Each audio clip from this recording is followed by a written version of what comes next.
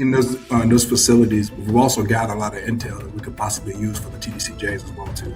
Just like Jake was saying, for some of the places that are a little bit further, that we're only going to be able to do like quarterly or whatnot, or even monthly, or whatever the case may be, to be able to pass that knowledge on to them, to have them be sitting next to us so we can train some of these inmates on how to run a warrior group. One of the things is, the reason why I say peer support is so important, because in the military they teach us never go anywhere by yourself. Always have a battle buddy. And that's the thing, a lot of us tend to forget that part, of that battle buddy aspect. Because a lot of guys, when we get out, the biggest notion that we have is just, we can do it on our own. And we've never done it alone in the military, but yet we think that we can do it by ourselves. All watching your six, one person cannot watch all the sectors. We all have sectors of fires that we're responsible for. So my sector of fire is here, but guess what? Behind me, I don't know what's going on, and that's where that peer comes in. That's where that buddy comes help in. Is a part of what saved us. I thought I was too far gone to get help. I literally had to be facing a 10-year sentence to get help. Okay, because I was too far gone. So when you sit there and you're in these groups and you hear other veterans talking about things that you think is just particular to you and only you're going through, so you may be a failure or you may be nothing and all this stuff, when you hear other veterans going through it, now this veteran that may be experiencing the lowest point of their life now has other people that has confirmed going through something very similar. All right. I've had situations too where, remember the first one, we went to Stringfellow. It was this little, small guy. I just went on the table and started talking to him. He looked at me, he's like, dude, my family's left me. Everybody has left me. I'm here by myself. I'm doing this on my own. I don't get commissary. I don't get any of that stuff. I'm just sitting there. I'm just going like, wow. And this guy's a combat veteran too, multiple deployments. And is sitting in a place where he feel that he is nothing.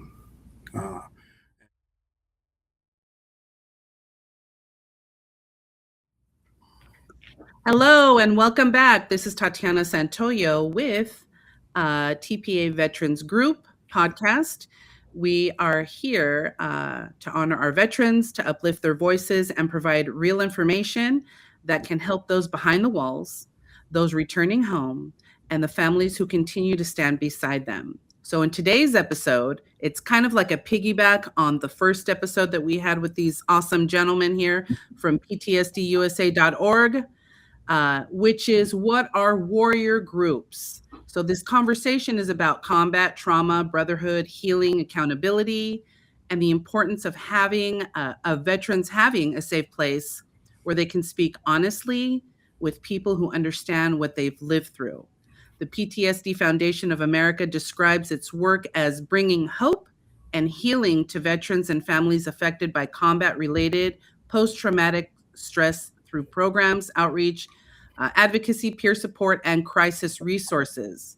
So before we begin, we want to make it clear that this podcast is for educational and supportive purposes only. This is not medical advice, mental health treatment, or a replacement for professional care. If you are a veteran that's in crisis or you're worried about a veteran, you can go ahead and contact your superiors at your units. Or if you're on the outside watching this, there's a veterans crisis line by dialing 988 and pressing 1, or you can text 838-255 for confidential support. So now, today, I want to welcome Ali Diop. Did I pronounce it correct? Yes. It's good though. And Jake Saltzman from PTSDUSA.org. Welcome back, gentlemen. Such a pleasure to have you. Let's start with this main question. What is a warrior group? So a warrior group, it's a support group, a peer-to-peer group for veterans dealing with PTSD or anger issues or, just everything that comes along with post-military service. It's a space for veterans to talk about things that pretty much only veterans understand. And it's a space too. So like with these groups, there's a kind of a misconception that everybody has to talk if you're a part of the group and kumbaya and all this stuff. Really, all you got to do there is sit and listen. All right. One of the awesome things about the group is that a part of what we deal with after the military is isolation. So when you isolate, you kind of become your own mentor, and your voice is overall. You're not there to listen. You can't even hear anyone else. So when you sit in this group, you get to hear other veterans' perspectives and kind of have these aha moments. It's like, wow, I'm not the only one dealing with this. So it's a space where a veteran can talk about things only veterans understand and get a sense of connection. Wonderful. What is not a warrior group? We are not a therapy session. You know what I mean? We're not licensed clinicians or anything like that. We are simply veterans that have been in another veteran's shoe. Of course, every walk is different. My experience was different from Ali, even though we're both Marines and all these other, but we're not a therapy session. It's more of that peer support. We're there to talk about a topic. I may have brought it up before, like in the other podcast, but it has similar structure to a AA or NA meeting. You know what I mean? Where a topic is brought up and we share about that. Okay, wonderful. Let's talk about peer support. Why does it matter so much for veterans? Peer support. Ali, you want to hit this one? Man, peer support is so urgent. It's such a key thing because one of the things is the reason why I say peer support is so important, because in the military they teach us never go anywhere by yourself. Always have a battle buddy, and that's the thing. A lot of us tend to forget that part of that battle buddy aspect, because a lot of guys, when we get out, the biggest notion that we have is just we can do it on our own, and we've never done it alone in the military, but yet we think that we could do it by ourselves, and that's usually end up happening is. A lot of us tend to fall on our face because of that. It's just nice to have somebody there, ideas off of. When I'm thinking about things in my head and I can't get through them, it's always to call a buddy, and just kind of just share all my emotions, what's going on, how can I get through this. And the beautiful part about the warrior group aspects of it too, when you come out to the peer-to-peer, because a lot of guys are in different parts of their lives. So when they come in and they have a topic that they're struggling with, 9 out of 10 times somebody in that group has already been through it. So they can kind of help them navigate through those issues that they're having. And that's why it's so urgent to have that peer-to-peer. Just like the military told us, always have a battle buddy. You got to have your battle buddies. Can you elaborate more on that battle buddy? What is Absolutely, it? You don't go anywhere. Yeah, I can assume what it is, but if you can. You never go anywhere by yourself. You always have to have somebody to watch your six. You don't have eyes on the back of your head. And that's what that buddy does for you. You can keep everything in front, but guess what? The enemy can also come from the back as well too. Somebody has to be there to watch your six. We call it watching your six. One person cannot watch all the sectors. We all have sectors of fires that we're responsible for. So my sector of fire is here, but guess what? Behind me, I don't know what's going on. And that's where that peer comes in. That's where that buddy comes in. In AA, they always tell you, when you're having those urges, when you start craving of a drink or using, what do they always tell you? Call somebody. Yeah, that's what it reminded me of. Call somebody. Like Jake was saying, it's very similar to AA or NA. Alcoholics Anonymous. But we have our own steps that we go through. Definitely. What are some struggles, gentlemen, that veterans may bring into a warrior group? Oh man, I don't want to cut you off, Ali. Go ahead, Jake. Go ahead. Some of the struggles for warrior group were it's usually just that adjustment to post-military service. You know what I mean? Like the military puts so much emphasis into mission completion. You know what I mean? Being that lethal weapon, for lack of a better term, to complete the mission. It's mission first, especially in the United States Marine Corps.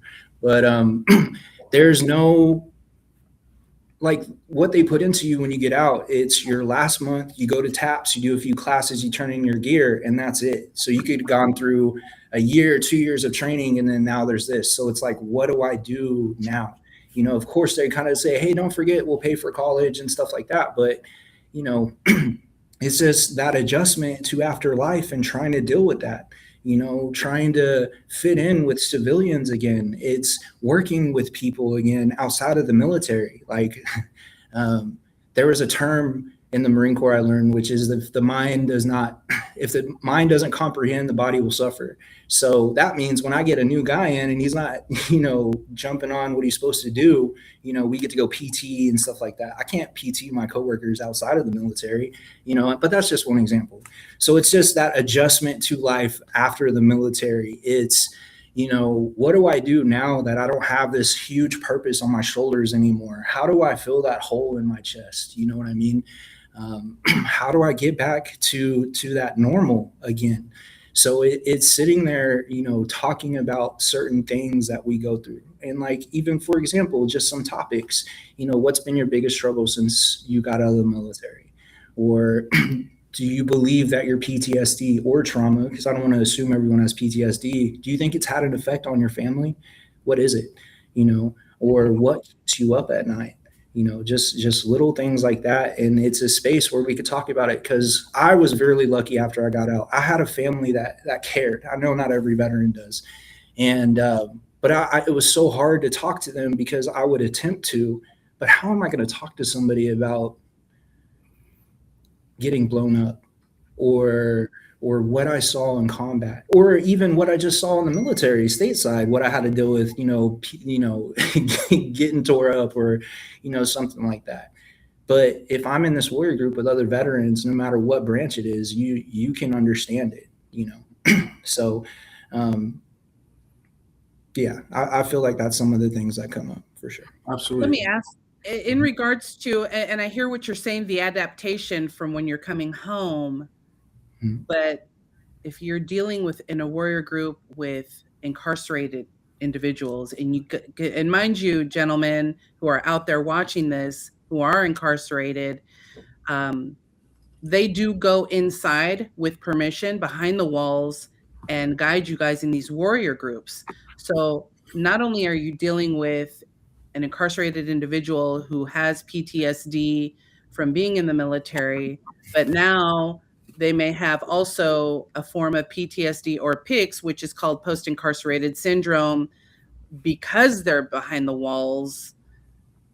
How would that, and then adapting to society again, coming home, how would that, how is that? Well, the first thing that's coming in my head right now is how to answer that was, with the peer support question.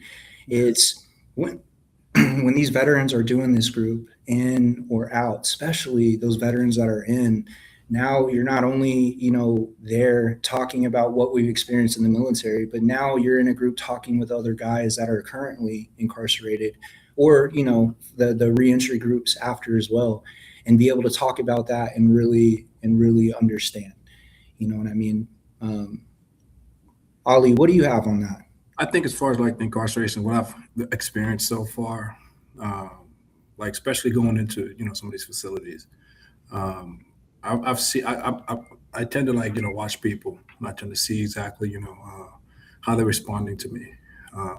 One of the biggest things I've received from walking to some of those some of the incarcerated vets, one particular gentleman, I remember telling him, he's like, dude, you're like the first person. You guys are the first person from the outside that came in here and like even cared about us. I've had situations too where, I remember the first one we went to Stringfellow. There was this little, small guy. I just went on the table, just started talking to him. He looked at me, he's like, dude, my family's left me. Everybody's left me. I'm here by myself. I'm doing this on my own. I don't get commissary. I don't get any of that stuff. And I'm just sitting there, I'm just going like, wow. And this guy's a combat veteran too, multiple deployments. And is sitting in a place where he feel that he is nothing. And one of the topics that some people were talking about too was like, I remember when we left the memorial unit, I listened very well. And the topic of suicide came up too. Well, I know the numbers are very high to incarcerated vets, going and writing that blank check when you're doing the military, willing to go all the way, even if it means your life gets taken, and to be able to come back home where a place you're safe and you make a mistake. You make a mistake due to the fact that if you didn't identify your PTSD, you didn't even know you had PTSD. You know, you got caught in a moment or something, and your life just flipped up and it just changed.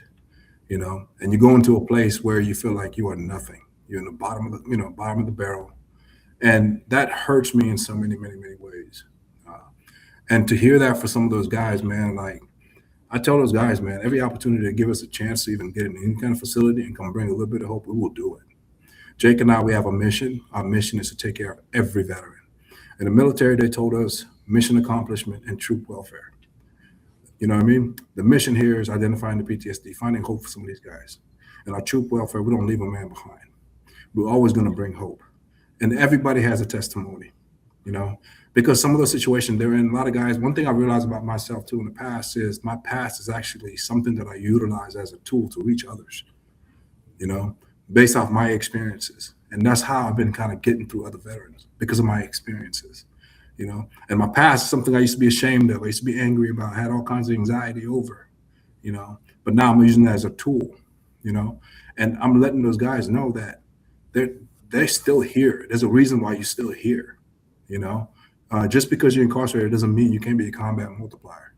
That doesn't mean you can't be out there making a difference, Your story might not relate to somebody that's out here, but it could relate to somebody that saved somebody else's life and it's inside, So it does matter, So that's why that hope piece comes in, and like I try to listen as much as I can. I gather just as much as information on the warrior group that I do. I'm just a facilitator, Like Jake and I, we just like to say, we're not Jordan Peterson, I get just as much off these warrior groups, just like everybody else. I'm there processing with them, Absolutely. Yeah, definitely. I know we talked about a little bit about you guys potentially starting to go into some of the units. Mm-hmm. So my question was, do you offer groups in TDC? I know you are in, you both of you gentlemen are in the Houston area, and I know you have other offices throughout Texas. If you can elaborate a little bit on that. And if there's a vet that's interested in having warrior groups, can you let us know what offices you have? Absolutely. So as long as we are approved by that TDCJ unit, and it's within our area, our AO, we are 100% would love to go. So with our area of operation, we're the Houston outreach team. So it's from the center of Houston, and we go out to 150-mile radius. All right. Those units, further on the outside of that, of course, we'd be able to go. If it was, I don't know if we'd be able to facilitate a monthly or weekly, but definitely at least once or even once a quarter. You know what I mean? Those units that are a little closer, like, for example, Stringfellow or Memorial unit, those are something we would like to do on a monthly basis. But of course, as long as we're approved, about close to 2 months ago, not just me and Ali, but my whole team, we applied for the TDCJ visitors badges. They're a little backlog, so it's taken a minute because I think the policy is you get 4 lifetime passes. I think we might be maxed out almost. I don't know, but yes, absolutely. If especially if they're within that hour, this is something we could do multiple times, but at bare minimum, at least once, to be able to go to that unit, talk about these warrior groups, talk about the foundation, bring these resources. For outside of our area in Texas, we have our team, which is Houston. We have our Dallas team and our San Antonio team, and they're the same with us. If they're within that 150-mile radius, they'd be more than willing to go to that unit. We also have our Atlanta, Georgia team and our Tampa team. Okay, so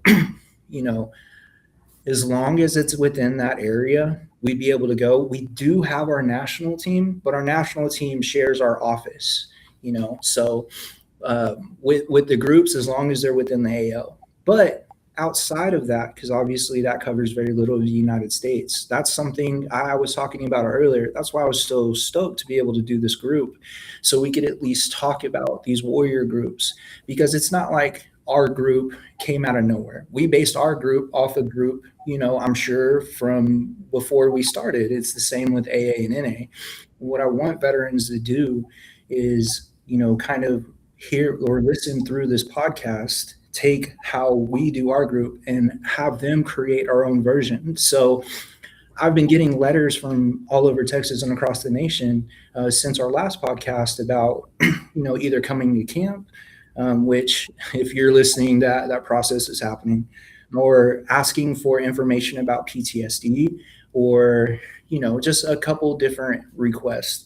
I feel like, because like I say, we're a nonprofit based out of Houston. As much as I would love to have the resources the VA does, we don't have that. But no matter where you're at, all right, if you are able to sit down with like-minded people or other veterans, put yourself in a space where you can talk about things that only we understand, and these topics I kind of went over earlier, we could have been dealing with these issues or thoughts for years and years and years. But there's something about speaking it out loud. That is what I've learned. Processing is talking. Talking is very, very overlooked, and I'm guilty of that as well. People always told me, you need to process. And I'm like, well, I need more than talking. And that has actually been the number one thing that's helped me take some of this weight off. You know what I mean? And like say, I'm a veteran that's dealing with PTSD from the military. I can only imagine what these incarcerated veterans are dealing with, especially with these long-term sentences. Any sentence, you're having to sit in prison right now.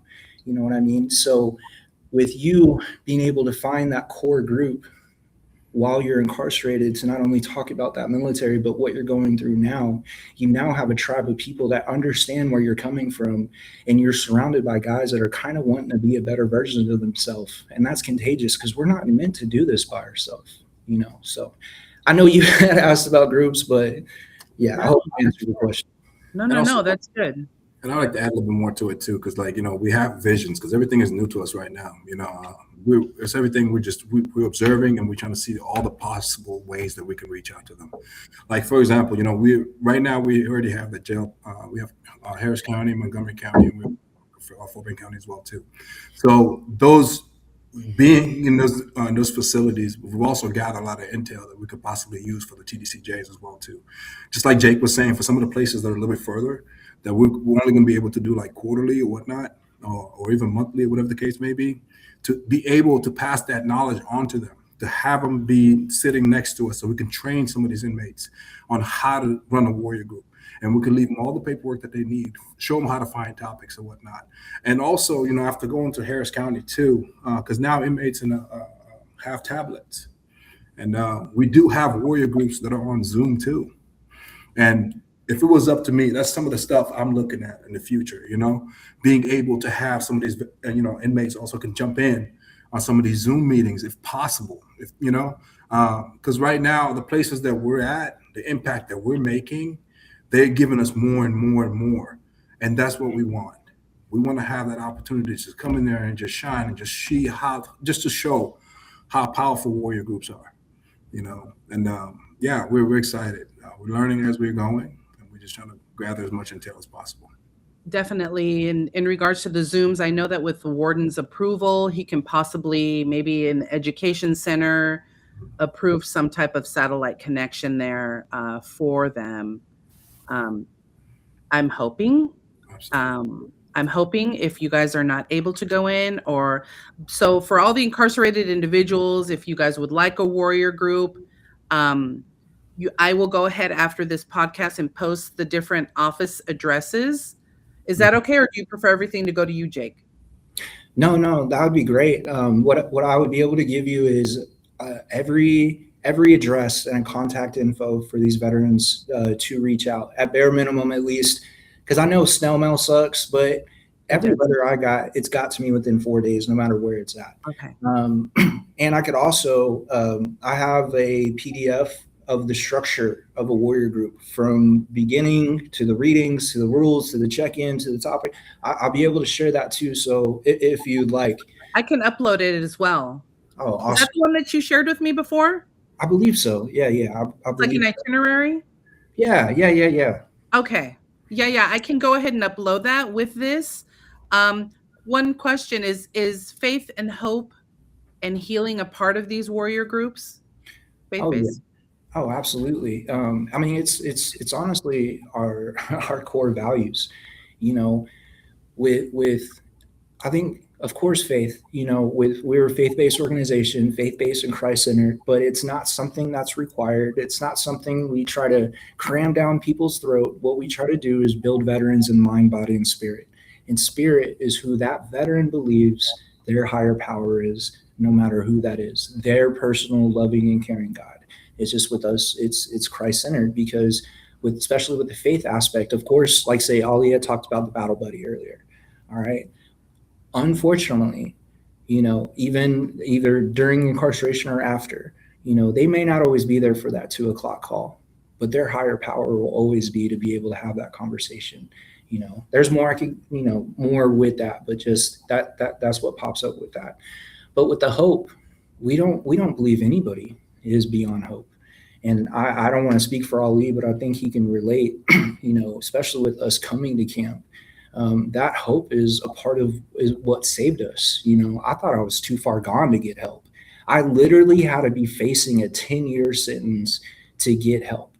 Okay. Because I was too far gone. So when you sit there and you're in these groups and you hear other veterans talking about things that you think is just particular to you and only you're going through, so you may be a failure or you may be nothing and all this stuff, when you hear other veterans going through it, now this veteran that may be experiencing the lowest point of their life now has other people that has confirmed going through something very similar. All right. So now you get to see an example of what happens when you kind of, I hate to say drink the Kool-Aid, but when you sit there and you try to talk and you process about this, all right, now I see an example of what happens when the grass is greener. And wait, you're telling me a part of that is to sit down in this space and at least listen or maybe talk a little bit. Hope is just it's such a huge part. What you got, Ali? I think hope and faith is a huge part for me, especially because for the longest, one of the things they always told me was like, there's a God and it's not you, Ali. And as long as I got that understanding, that I'm not God, I can grow a little faster than I would on my own. I think it's very urgent to have that faith, that foundation, I guess you could say. You know what I mean? Yeah, like it's a higher part of your understanding. It's very urgent. It's very important to have that. Like I said, we have steps that we go through, and some of our steps always has God in it. Because for the longest, to be honest with you, when I was in country, I didn't have a relationship with God. Everybody has some type of faith, to be honest with you, because we call it foxhole prayers. When you're in the foxhole, everything's going down, so you're praying to something, whatever that looks like. Bring that back, and just pray to something. It's so urgent. But yeah, faith made it a lot easier hearing other people's perspective. When you hear other people's perspective, not just my own beliefs and whatnot, hearing other people, talk about why they believe, it helps. It helps a lot.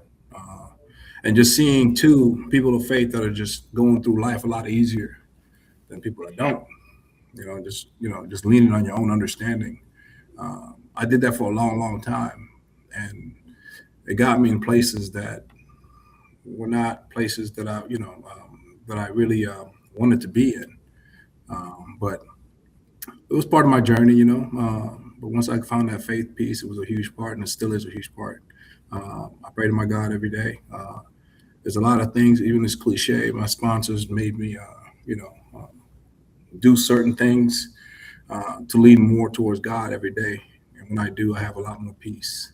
At the end of the day, all I wanted was just peace, because there was a lot of chaos that was going on in my head, but today I have a lot more peace because of it. So I'll share it, to whoever needs to be, needs to hear it. Whoever's struggling that needs it, So yeah, I think it's huge. Wonderful. How long do usually the warrior groups last while you're in session? Let's just say, I don't know if that's what you call a session, but Yeah, it usually lasts about an hour. It's an hour. We do like an hour. First off, what we do is we come in, we read the readings, of course. We set the rules because we want to make we want to make the group as safe as possible. So we do have rules that we should make sure everybody follows. And some of our rules, if you break it, you're not allowed to come back in our warrior groups. Uh, you're breaking that code of honor, I guess you could say. Once you break that, we're gonna have to put you to the side because now you're gonna keep people from coming out of their shell. It's important for us to have those processes. One of the topics we do is like, where's the hospital? I think it's so important. I love that topic so much. Is because due to the fact of like, it's so urgent for people like myself to have a place I can just go dump stuff on a weekly basis. Just get this garbage out of my head. That's why I love that topic so much. Where's the hospital? Okay, great. Do any of you gentlemen have a message for the incarcerated vets? You are not forgotten. You're not alone, and your story isn't over. You may be in a place where your mistakes define you, but you still have 100% a possibility of growth. You have the ability to heal. You have a ability to be a better person than you were yesterday, but no one's going to do that for you. You have to be proactive in doing that. You have to be proactive and take accountability. Take accountability for the things that landed you where you were. What it's like, ask yourself, what got me here in the first place? What mindset? I'm not necessarily talking about charges or anything, but what is that mindset that landed me here, and focus on that. Focus on who that enemy is, those inner demons, and come up with a plan of attack. All right, because I promise you, the grass is greener. We can be better men and women than we were yesterday. And like say, you're not forgotten. You are worth every minute and every second. All right, and you don't have to walk through this alone. If you have us, we'll be right here with you. Ali, anything you want to add? Absolutely. I mean, Jake hit it all, all the nails in the coffin, to be honest with you. But like you said, man, the key thing, like you said, you're not alone. You're not going to be walking alone. If you're walking alone, it's up to you. We got to here, reach out to us. Reach out. You don't know what we can provide until you reach out. Growing up, I was always told closed mouths don't get fed. So go out there and be active. Be what they could say, advocate for yourself. Uh, Reach out to us. It doesn't matter what you need. Just talk to us. Let's get you right. Let's get your families right. Uh, if you don't feel like you can't be saved, but at least try to give us an opportunity to at least help your families as well too, because they did get PTSD too. They call it secondary PTSD from the family members. But yeah, man, we're here. We're gonna do everything we can. Uh, Jake and I are both the Marines. In the Marine Corps, they taught us never leave a man behind.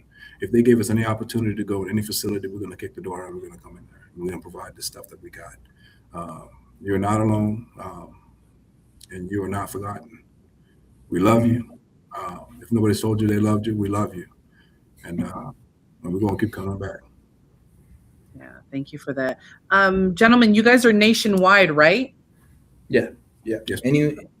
Anyone in the nation. I mean, I'm not gonna lie. When I was a resident a few years ago, they flew a Vietnam vet in from Brazil. So Ooh. yeah, if you qualify, especially if you qualify for our Camp Hope program, which is the only thing that's combat vets only. With the warrior groups, it's any and all veterans, no matter what branch, deployments, any of that. But like say with Camp Hope in particular, it is combat vets only. If you are able to fill out an assessment and we see your DD 214, then you get approved. It doesn't matter where you're at. We will fly you to Camp Hope and fly you home, even if you don't finish. But we want you to finish, obviously. Wonderful. Okay. We are also going to be going to Camp Hope and filming some footage for all of you who are behind the walls to see this. You guys can get a visual of this wonderful facility. And I will also be providing the nationwide addresses, because since we are nationwide on eDovo, I'm sure that not only the state of Texas sees us, I know for a fact they don't, but for the state that you are in, I will do my best to include all of these addresses so that you can write those offices for more guidance.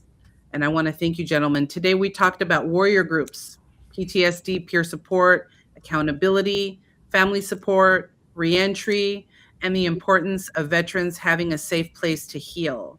To every veteran that's listening, you are seen, you are valued, and you are definitely, as they say, not forgotten. To the families, your support matters and your healing matters as Ali stated. To our incarcerated veterans, continue preparing, continue growing, continue supporting one another, continue believing that your story can still have a purpose. This has been TPA Veterans Group, PTSDUSA.org. What are warrior groups? Thank you for watching. Thank you for listening. Thank everybody for your service. Gentlemen, thank you for your service. Once again, until next time, thank you so much.